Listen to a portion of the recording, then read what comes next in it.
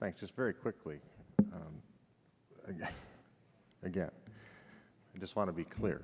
I think you kind of hit it when you talked to the chairman. When you lower that content requirement, your contention is even if there is outsourcing of jobs here in the United States and the cost of the social safety net, upheaval in their lives, is that somehow there will still be a net increase in jobs for the United States. Right? Because it's a global economy and we have to find the cheapest supply lines, right? Yes. I know, so wouldn't zero domestic content then maximize American jobs under the Import-Export Bank's mission?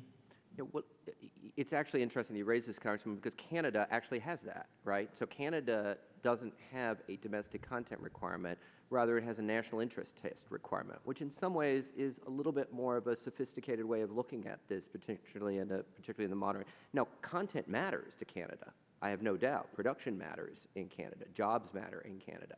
But it's a question of, is an 85% hard-line test creating or discouraging the creation of local jobs?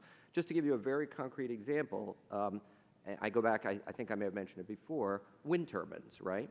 So if we need to depend upon, if there's an export market and we need to have sovereign financing to qualify for the export of that, we have the choice of shipping out of the United States or the choice of shipping out of Germany. We manufacture them there or we manufacture here. We create jobs in both places.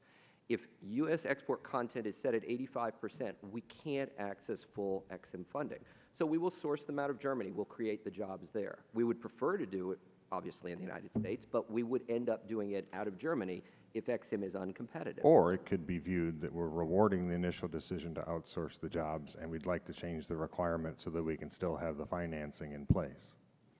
Well, it is a global market today, Congressman, and we're competing against people all over the world. One last question. I appreciate the tenuous nature of the global supply chain.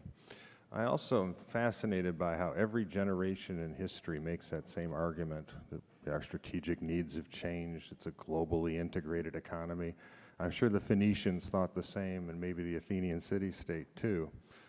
But my last thing is something you said that was very fascinating to me, Mr. Scherer, when you talked about how when you do deals with other countries, they may demand that they have domestic industries taken care of.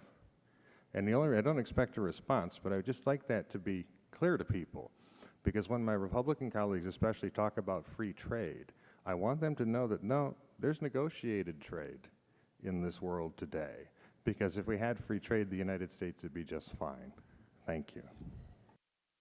Mrs. Glenn Moy, recognized for 5 minutes.